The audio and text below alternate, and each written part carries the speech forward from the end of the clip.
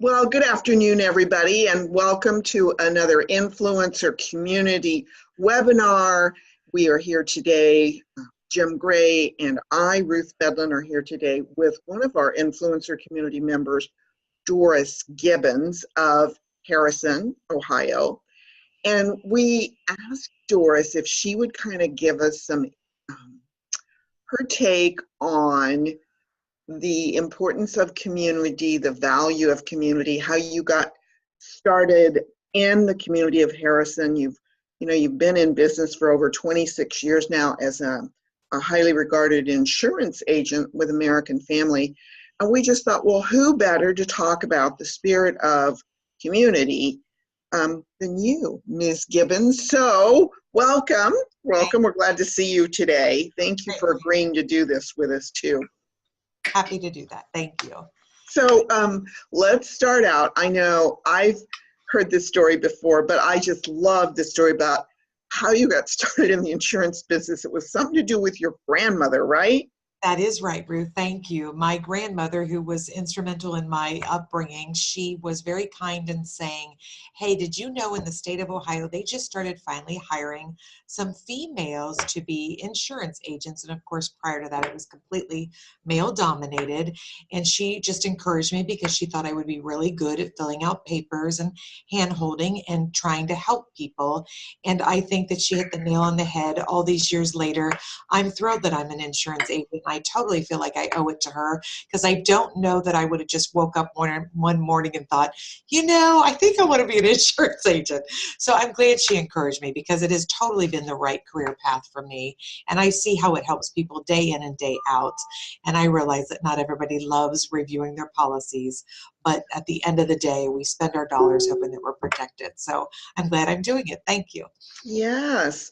Well, and you started the insurance agency actually in Harrison, is that correct? Well, this is my third and final location is how I like to say it. So I actually was an agent out in Corrane and then went to Fairfield and then third and final here in Harrison. And I've had the Harrison Insurance Agency now for over 15 years. And third and final because once you get so rooted in this community, I think that you just fall in love with the people and the knowing people when you walk into a restaurant, and it just feels good to feel like you fit in. So it's nice, and don't plan on changing that in any way. Mm-hmm. Well, that kind of leads me to the next course of conversation is that we know that you are really, really community spirited and community minded in the town or the city of Harrison. And I just wanted to have your take on, I know you've helped start the Chamber of Commerce there some years ago. I know that you were instrumental in bringing one of the regional networking groups, H7, into Harrison.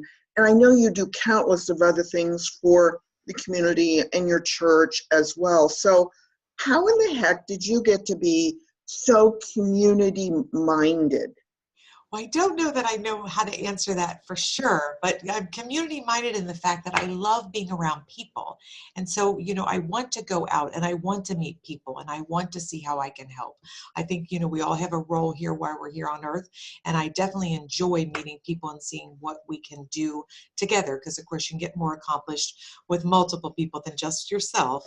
But so we had one meeting only for H7 when it very first started with the founder, Clayton Hicks, and that was out at Tazami in Westchester. And so I would go to that one meeting in Westchester and I would say, goodness, we need a meeting on the west side. Goodness, we need a meeting on the west side, until finally, he looked at me and said, why don't you take it out there? So that's what I did. I said, that's a great idea. And so we started a meeting at a Perkins that unfortunately the Perkins doesn't exist anymore here in Harrison, but it was wonderful. We would fill the back room that I reserved with 35 people that I would just go out and be very strategic in what professionals I wanted to be in the room with. And I would ask them if they would come and see what this is like. And then of course you had friends from other venues that wanted to kind of see what it was and support you. And so it worked out really nice because now we're talking, goodness, I don't know, I joined I think 2008 when I was an H7 member. So we're talking a decade later, and the Harrison group is still going strong. And it's nice because, each of those different groups, because, they branched off dramatically since the start. They each have their own flavor. And so I love our flavor because I think we have a mindset on giving back. So like every Christmas, we have a Christmas party, and we ask everyone that attends that Christmas party, and we open it up to the Bright Area Business Association. We obviously open up to H7. We also open it up to the Greater Harrison Chamber of Commerce. We ask them to bring gift cards for the community so we can shower that on Celebrate Recovery, which is in the parking lot with me here with my business. And so we're always trying to think of what we can do as a group to help others. And I like that about the Harrison group in particular. Now, a chamber is a little different than that, of course, and I am a chartered member of the Greater Harrison Chamber of Commerce. And that was one of those things where at the time we had a female economic director, and I was having lunch with her, and I was telling her, well, I'm a little surprised we've never had a chamber here in Harrison. And she cocked her head up and she said, well, if you're surprised, why don't you help start that? And again, you're a little like, well, goodness, I have a full-time job already, but wonder what that would entail. And I guess there's a part of me that likes to work a lot and up to a challenge. So again, you start knocking on doors and walking your neighborhood, and you say, this is a thought. Do you want to consider this? And you get a handful of people, and then you ask an attorney to help you write up bylaws. And then before you know it, you're visiting other groups to see what you like best about them, what you maybe would like to leave off the plate, so to speak. And then at the end of the day, we're talking 6 years later, I served 5 years on the board, and I think it's fantastic. My very first year with the chamber, I got 110 members. So I was pretty happy with that, 110, and I was very pleased, and I got an award from the chamber. And it was nice because even though you put a lot of time and effort in the beginning, it is nice to sit back and then say, wow, look what that turned into. It really feels good to know that that will be here for many, many years to come. And for bigger companies that can get the discounts for their health insurance and workers' comp through the chamber, that's wonderful because that's a benefit they needed and they didn't have. So that may not pertain to me so much, but it certainly is good for those big companies.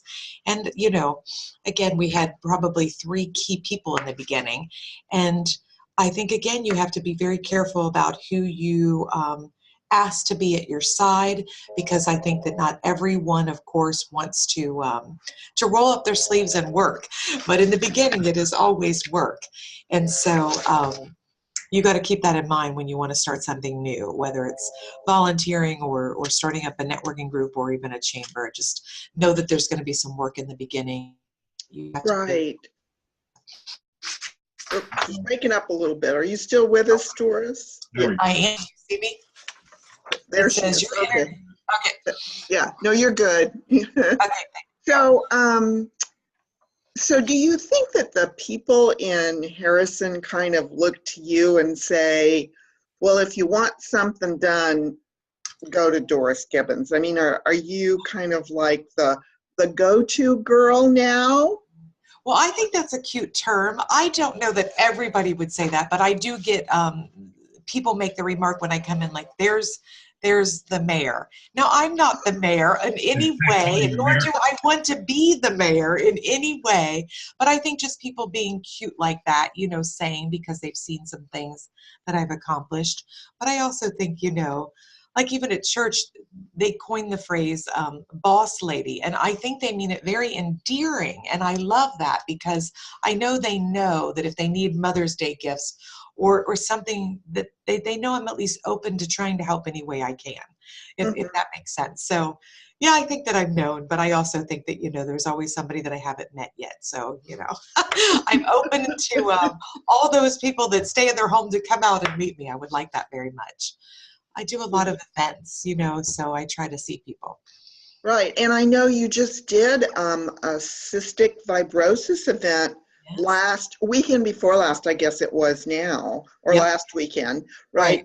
And so that was March 1st. Tell us about that. I saw some of the results of that. I love the spring sign, by the way. Oh, good, good. I'm glad. Good, good. So I have a girlfriend that she's up for what they call the Finest 50 Award. And so she asked me if I would help her. And of course, when you say yes to a friend, that commitment is real. But I will joke here and say, boy, oh boy, if I'd have known the work involved in that one, I might have thought twice. But I will tell you that I think that in a 12-week span, to say we're going to raise $30,000 is quite an undertaking. But even though, this doesn't end till almost the end of April, as the days go by, I'm feeling more and more confident, Ruth, that we are going to earn that $30,000 as a team, and she's going to beat the other contestants, and all the contestants are doing great and trying to raise money to help this good cause. But there has to be a competitive side to it, right? So that's the reason that they select these individuals to make that happen. So I told her that I would co-host a fundraiser for her. We've got two planned. The first one was March 1st.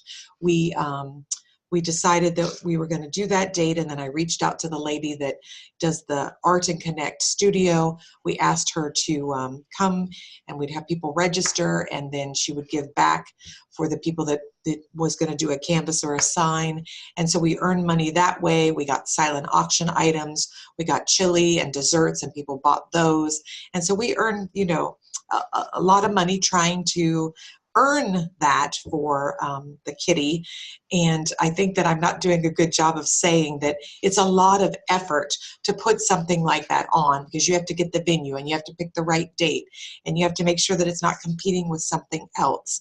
So that's one's behind me. But April 13th, which is a couples dance, I got the VFW hall all lined up. I got a band lined up, so I'm pretty excited.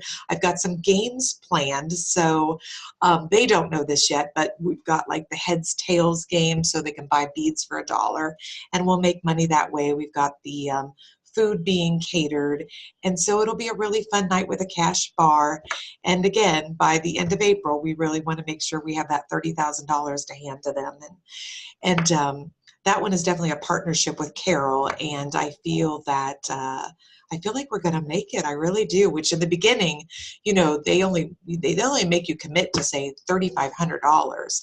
And so I was talking to her on the way down to the meeting, and I'm saying, well, maybe 5,000 would be good to get, but maybe a stretch goal should be 10,000. And then before I know it, we're up to 30,000. I'm like, woo, look at us, overachievers. And I do think we're being overachievers.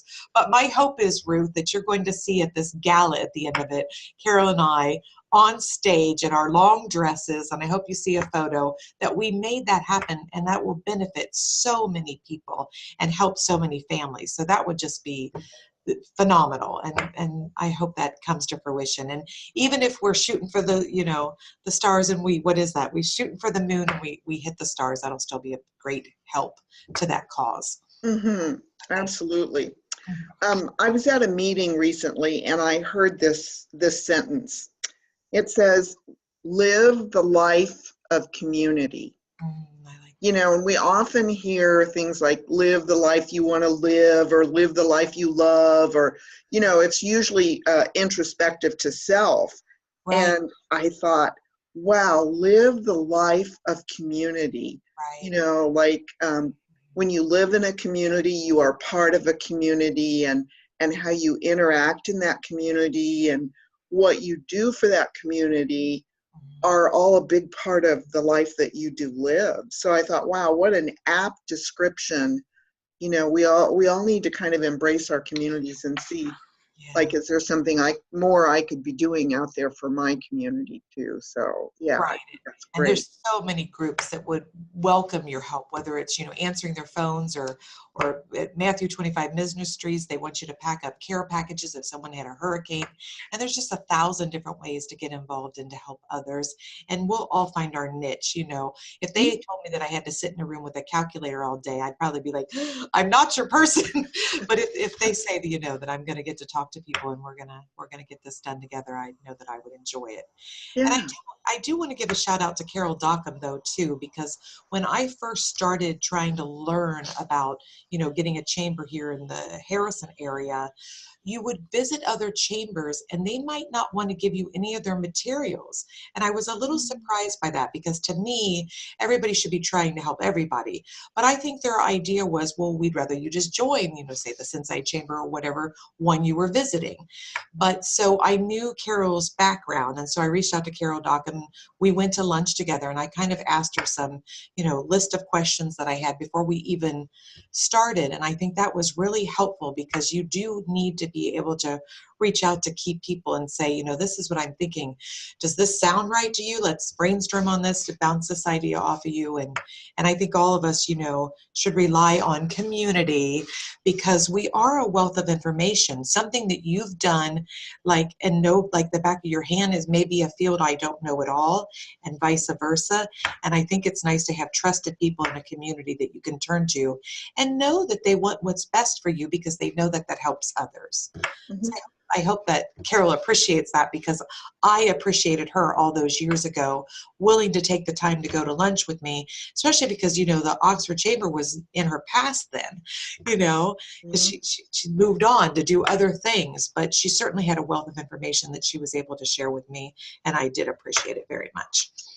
Well, I also think that, I would look at Carol Dockham and you as well as influencers within the sphere of your community. And whether it's, the chamber part of the community, or, the dog rescue or the whatever, I do feel that as influencers within the community, people look to those people and they know instinctively that those people will say, sure, I'm happy to help you, or sure, let me guide you over here, or, I don't do it anymore, but I know somebody who does.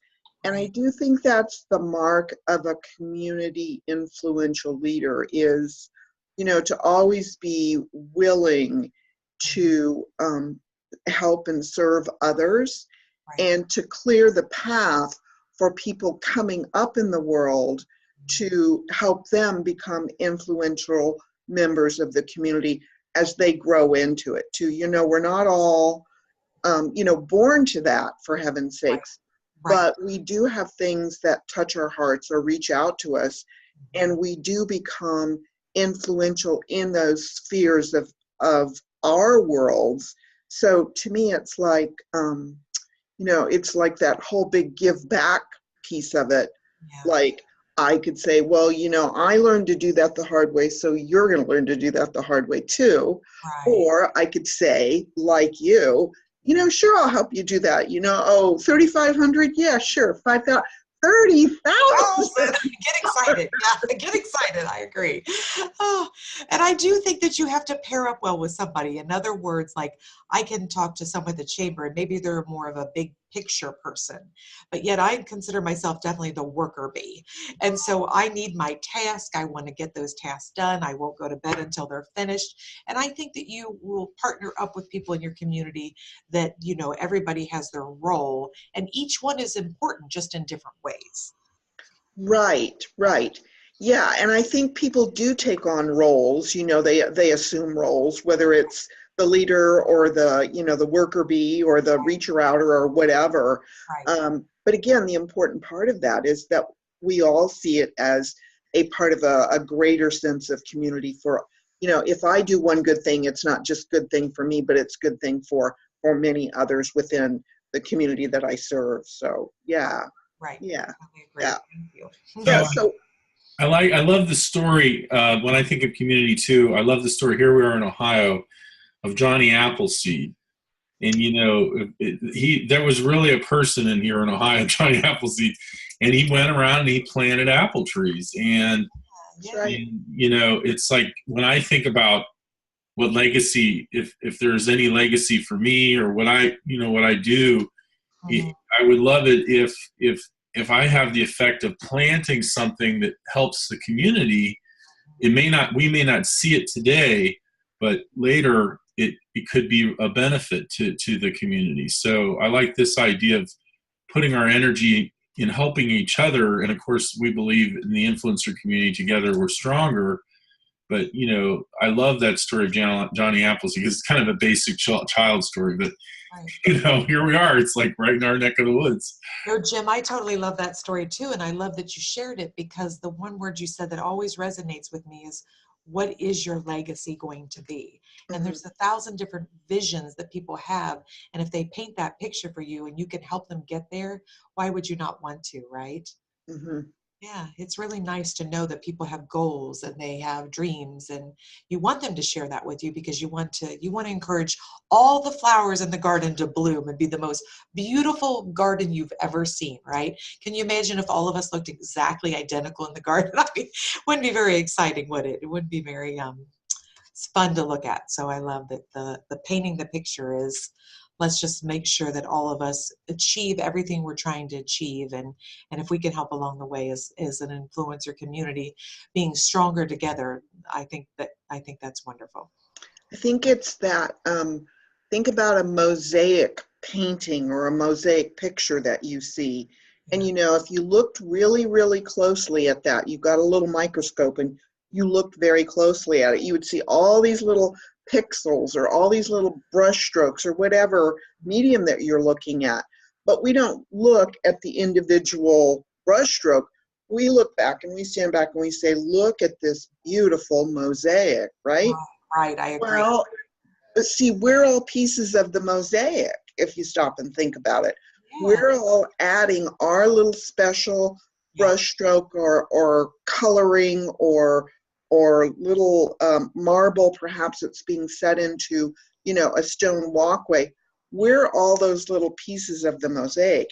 Right. And when we step back and we look at it, we go, wow, you know, look at all the good things we've accomplished because of that too. So, you know, I don't think there's ever a little stone that's too small, or a little color that's too small or anything, because you put it with everything else and look what it creates. And that's really back to, it's creating the color or the flavor of our communities. Mm-hmm. I agree 100%. I think every piece is so important, and we can't forget that, you know, whether this one has a bright color or this one doesn't matter. Yeah.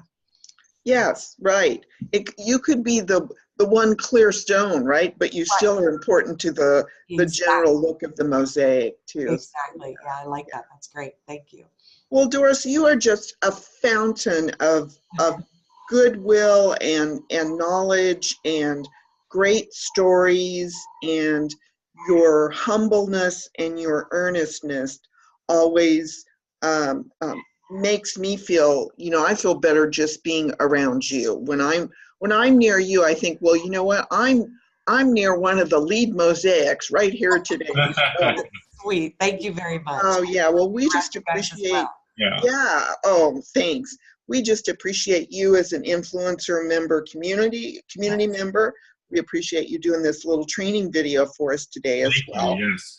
And one last word is there a wisdom piece in there, Doris, that we missed? Let me think. I have to sit here and think. Well, if it was somebody new that was really trying to get out into their community, I think the thing is they have to go where people are. And I don't know where that is in everybody's community. It could be an ice cream parlor. It could be a favorite restaurant. It could be a movie theater.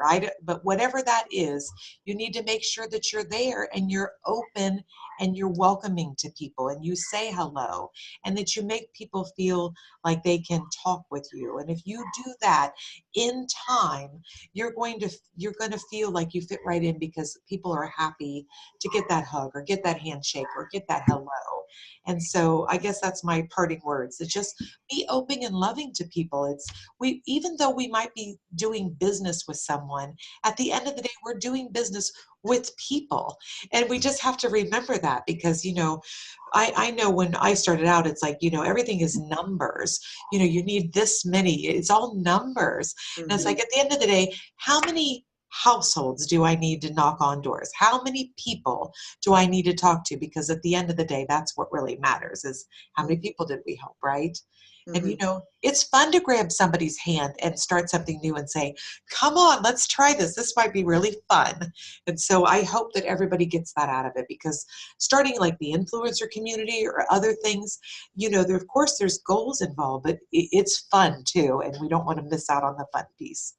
Absolutely. It's Yes. encouraging for us to see someone like you doing what you're doing. It reminds me of, you know, because I was in scouting growing up and all these things. It reminds me of these, you know, not only our influencer community, but getting out the door. And sorry about the dog, but I think the mailman came. All right. You know, I love dogs. It's like, would she ever be quiet?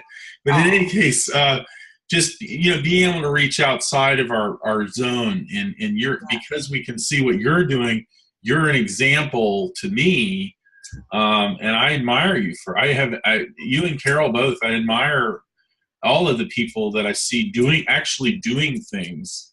Good. And or, you know, sometimes I say, well, I need to get off my, you know, do more myself. So, but I thank you for that. I thank you for your leadership, and you're influencing me. You're being an influencer to me. Yeah. See, well, that just goes to prove together we are stronger. Right? Absolutely. Yes. It really does. Yeah. Awesome. Well, again, we appreciate you, Doris, not only as one of our influencer community members, but for all the wealth of knowledge and information that you provide so often for us. So we thank you for your time today. It's been a real pleasure talking to you as usual. And thanks again. I appreciate it. Thanks, guys. Appreciate it. Thanks. Okay. Thanks. Take care. Bye. Bye.